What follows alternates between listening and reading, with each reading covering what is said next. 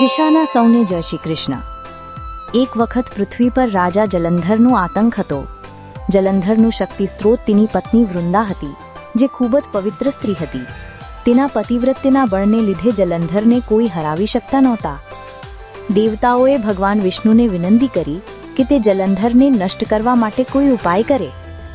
ભગવાન વિષ્ણુએ વૃંદાનું પાતિવ્રત્ય ભંગ કર્યું, જેના કારણે જલંધર યુદ્ધમાં મરણ પામ્યો। વૃંદાને જ્યારે આ વાત જાણ થઈ ત્યારે તે ખૂબ દુઃખી થઈ। તેણે ભગવાન વિષ્ણુને શ્રાપ આપ્યો કે તેઓ પથ્થરરૂપ બની જશે। એ શ્રાપને કારણે વિષ્ણુજી શાલિગ્રામ સ્વરૂપે રૂપાંતરિત થયા। પછી વૃંદાએ પોતાનું શરીર ત્યાગી દીધું। તેના પાતિવ્રત્ય બળથી ત્યાં એક તુલસીનો છોડ ઉત્પન્ન થયો। ભગવાન વિષ્ણુએ કહ્યું, હે દેવી, તું મારી પ્રિય રહેશે। જે તુલસી પત્રથી મારી પૂજા કરશે તેને અખંડ પુણ્ય પ્રાપ્ત થશે। દરેક વર્ષ કાર્તિક માસમાં તારો મારી સાથે વિવાહ કરાશે।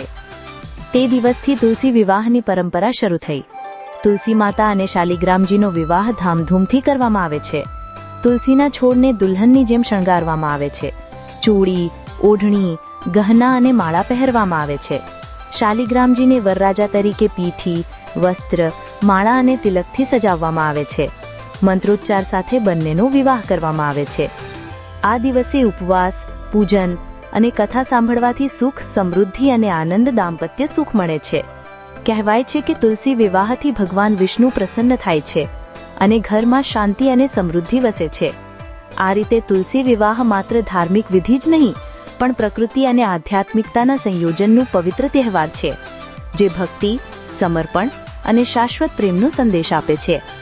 આ વાર્તામાંથી મળતી શીખ: તુલસી વિવાહની વાર્તા આપણને શીખવે છે કે સાચો પ્રેમ, વિશ્વાસ અને ભક્તિ ક્યારેય વ્યર્થ નથી જતા। તુલસીની જેમ પવિત્રતા અને સમર્પણ આપણા જીવનને સુગંધિત બનાવે છે।